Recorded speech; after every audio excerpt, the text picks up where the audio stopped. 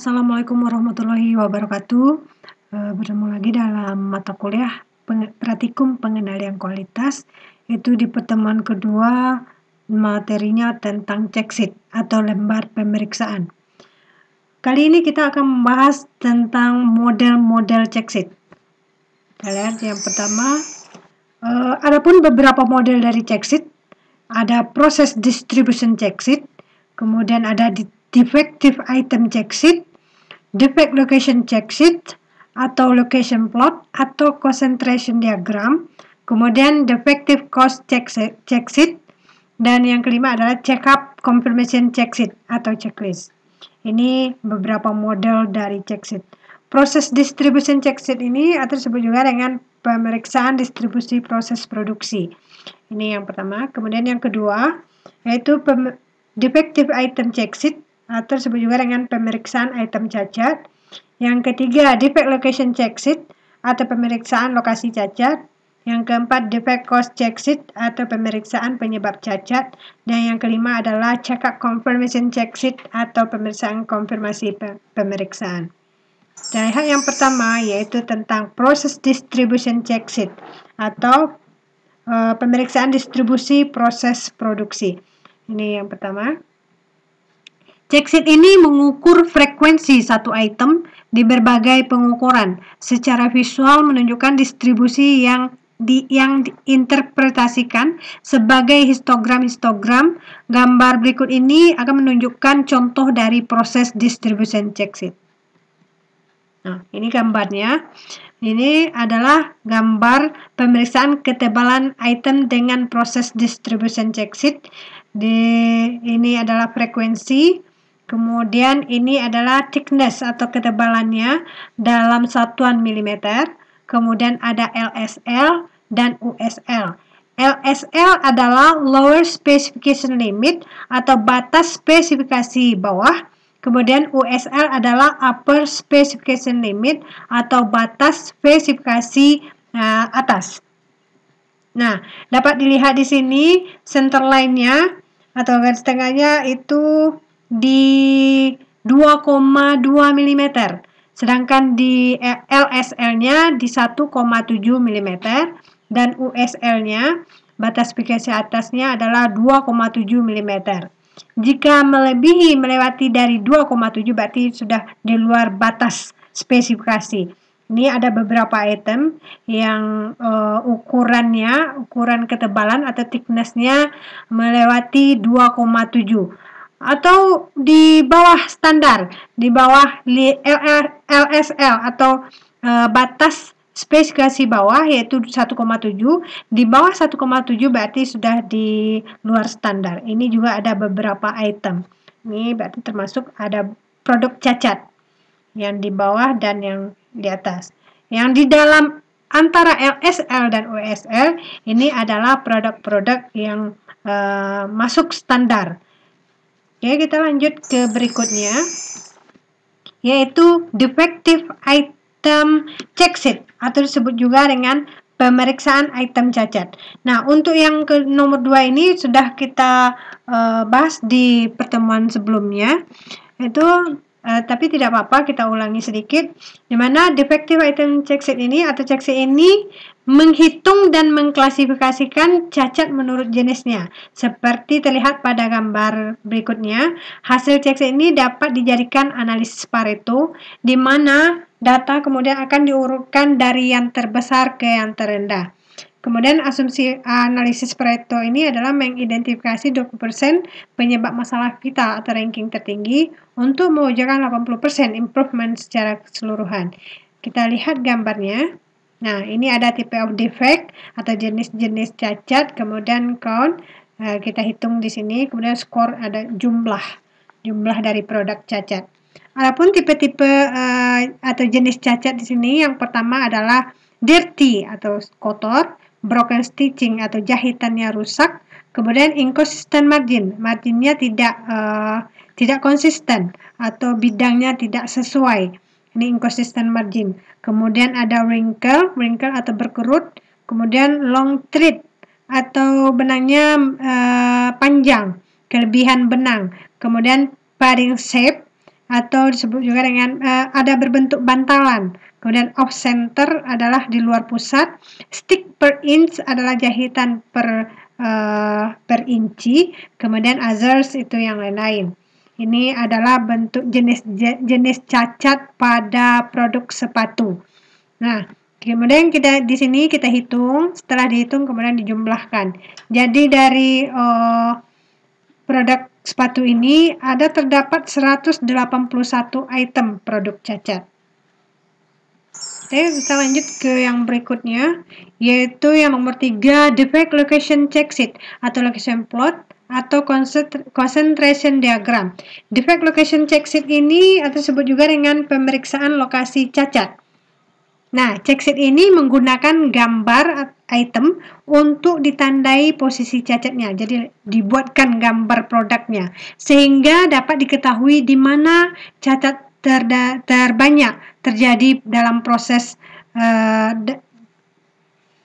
Nah, check sheet ini menggunakan gambar item untuk ditandai posisi cacatnya sehingga dapat diketahui di mana cacat terbanyak terjadi dalam proses. Nah, dapat kita lihat pada gambar berikut. Nah, ini dia produknya sepatu. Jadi kalau rusaknya di sini langsung kita tandai di sini pada gambar. Jadi dapat diketahui nanti di proses pada bagian mana yang rusak. Ini untuk yang nomor 3. Kemudian yang keempat yaitu defective cost check sheet.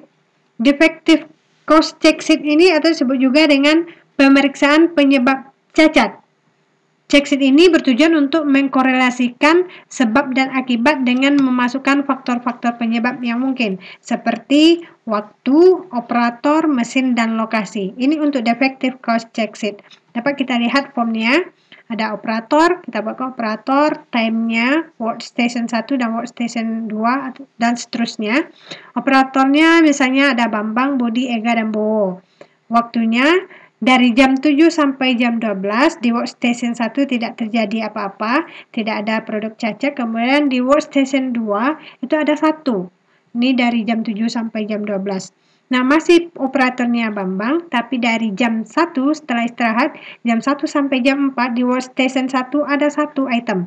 Kemudian di workstation 2-nya terdapat 5 item. Ini untuk Bambang. Kemudian Budi, operator Budi, dari jam 7 sampai jam 12 di workstation 1 sudah ada 1. Kemudian di workstation 2-nya terdapat 2 item. Kemudian dari jam 1 sampai jam 4 atau jam 16 di workstation 1-nya ada 2 item, di workstation 2-nya ada 5 item juga, dan begitu pun seterusnya Ega dan Bowo. Jadi nanti dijumlahkan di workstation 1 ini ada berapa, kemudian di workstation 2 ada berapa. Jadi di mana yang banyak terdapat defect atau cacat, jadi di situ dapat kita lakukan perbaikan. Ini untuk yang nomor 4. Kemudian lanjut kita yang kelima, yaitu check up confirmation check sheet atau checklist.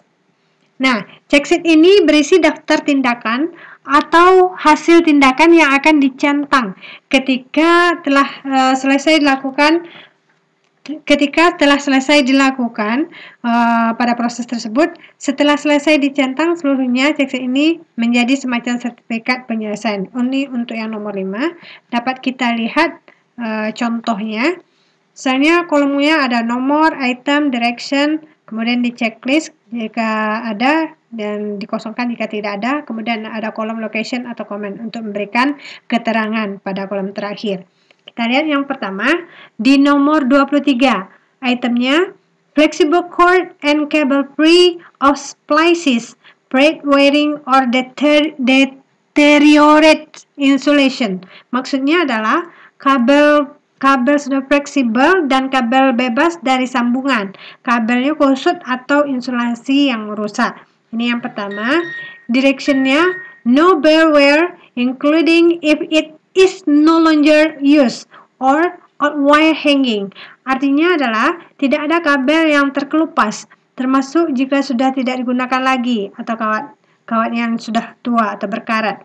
Nah, nanti kita checklist jika ada, jika tidak ada jadi dikosongkan, jadi ditambahkan nanti keterangan di kolom location and comments. Kemudian untuk item 24. Item 24 ini yaitu individual equipment such as sewing machines, buffing machines, and cutting machines are wired so as not to interfere with work or employers. Artinya adalah peralatan individu seperti mesin jahit, kemudian mesin buffing, mesin pemotong dihubungkan kabel agar tidak mengganggu pekerjaan karyawan. Kemudian directionnya, this include wire across way without protection. Artinya adalah ini termasuk kabel melalui jalan tanpa perlindungan. Ini yang direction. Jika ada checklist, jika tidak kosongkan, kemudian tambahkan keterangan.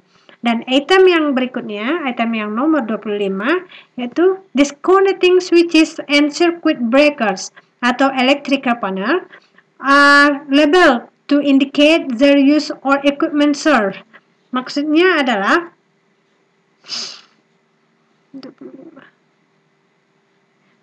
adalah saklar pemutus dan pemutus sirkuit panel listrik atau panel listrik diberi label untuk menunjukkan penggunaan atau peralatan yang dilayani. Ini yang nomor 25. Contohnya adalah pemutus saklar lampu. Jika ada di checklist, jika tidak ada kosongkan, kemudian beri keterangan. Kemudian yang nomor 26, itemnya adalah electrical enclosure, i.e. switches, receptacles, junction boxes, etc. are provided with tight fitting covers or plates. Ini item yang nomor 26, maksudnya adalah selungkupan listrik, yaitu saklar, kemudian wadah, kontak sambungan, dan lain-lain, dilengkapi dengan penutup atau plat yang pas. Nah, ini untuk item 26, directionnya tidak ada, jika ada di checklist, jika tidak kosongkan. Begitupun berikutnya nomor 27, itemnya adalah electrical equipment, i.e. electrical panels, push breaker boxes are accessible and free of obstruction. Maksudnya adalah peralatan listrik, contohnya panel listrik, kemudian kotak sekring, kemudian pemutus sekring, dapat diakses dan bebas dari penghalang. Ini yang 27. Kemudian directionnya, mark which floor lines at least 1 meters in front can be locked and only an authorized person can work on it. Maksudnya adalah ditandai dengan garis lantai minimal 1 meter di depan, dapat dikunci, dan hanya orang yang berwenang yang dapat mengerjakannya. Ini yang untuk direction yang nomor 27. Jika ada di checklist, jika tidak ada kosongan, kemudian ditambahkan keterangan. Ini adalah yang kelima. Nah, itulah mungkin hanya ini yang dapat disampaikan pada pertemuan kedua di mata kuliah praktikum pengendalian kualitas. Terlebih kurang, saya mohon maaf. Diakhiri dengan Assalamualaikum warahmatullahi wabarakatuh.